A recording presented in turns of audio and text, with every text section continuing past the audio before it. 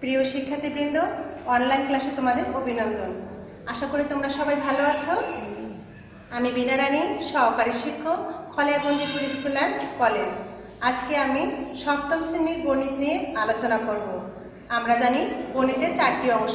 একটি হলো বীজগণিত, পাটিগণিত, 3 নম্বরে যেটা আমরা পাচ্ছি সেটা হলো জ্যামিতি, আর 4 নম্বরে যেটা অংশ হচ্ছে সেটা হচ্ছে তত্ত্ব ও উপাত্ত। আজকে আমি সপ্তম শ্রেণীর বীজগণিত নিয়ে আলোচনা করব। আমরা মার্চ মাস পর্যন্ত স্কুলে যে ক্লাসগুলো করেছি সেখানে আমাদের 4র্থ অধ্যায় পর্যন্ত হয়েছে। আজকে আমি তোমাদের 5ম অধ্যায় নিয়ে আলোচনা করব। 5ম অধ্যায়ের আজকের আমার আলোচনার বিষয় হলো বীজগণিতীয় সূত্রাবলী ও প্রয়োগ।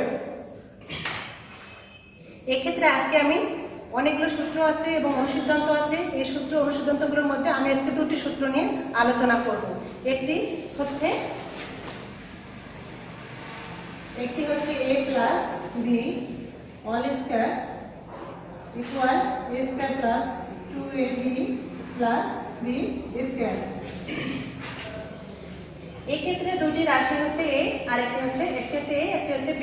তাহলে দুটি রাশির যোগফলের বর্গ হচ্ছে আমার প্রথম রাশি বর্গ প্লাস 2 সূত্রে 2 ইন্টু প্রথম রাশি ইন্টু দ্বিতীয় রাশি প্লাস দ্বিতীয় রাশির উপর বর্গ। তাহলে আমার মূলত সূত্র দাঁড়ালো a plus b all square equal a square plus 2ab plus b square. আর একটি সূত্র হলো a minus b all square equal a square minus 2ab plus b square. তাহলে এখানে আমরা দেখতে পাচ্ছি আবারও আমি দুটি রাশি ব্যবহার করছি a আর b। এক্ষেত্রে দুটি রাশি a আর b এর মধ্যে দুটি রাশি a, একটি রাশি a আর হচ্ছে বিয়োগফল b। তাহলে একটি রাশি বিয়োগফল আরেকটি রাশির বর্গ কি হতে পারে?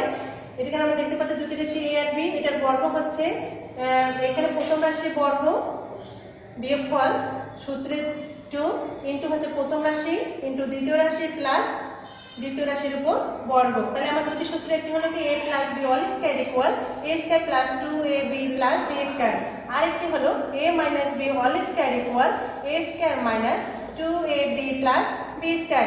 আমি এই দুটি সূত্র প্রয়োগ করে আমার বীজগণিতের বইয়ের সূত্রের সাহায্যে আমি বর্গ নির্ণয় করব। এক্ষেত্রে আমি 3টি গণিতের এখানে সমস্যা তুলে ধরেছি।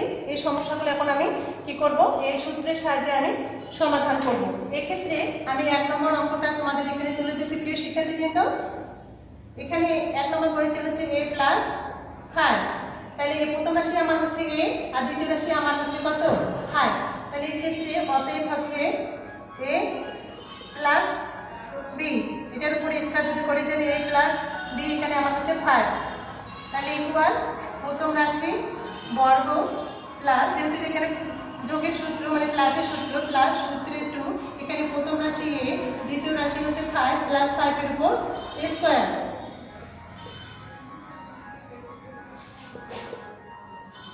এখানে আমি আবার ওই সূত্রটা এখানে তুলে ধরতেছি যে a plus b all square equal a square plus 2ab plus b square. এক্ষেত্রে আমি এখন সমস্যার সমাধান করতেছি। এখানে আমার প্রথম রাশি a দ্বিতীয় রাশি হচ্ছে 5। এক্ষেত্রে আমি ওইখানে যে আমি সূত্র পেয়েছি সেই সূত্রটি এখানে প্রয়োগ করেছি। এখন আমি এটাকে সমাধানের আওতায় নিয়ে আসবো। তাহলে a এর উপরে স্কয়ার প্লাস 5 দুগুণ 10 a প্লাস 5 5 25, অতএব a square plus 10a plus 25।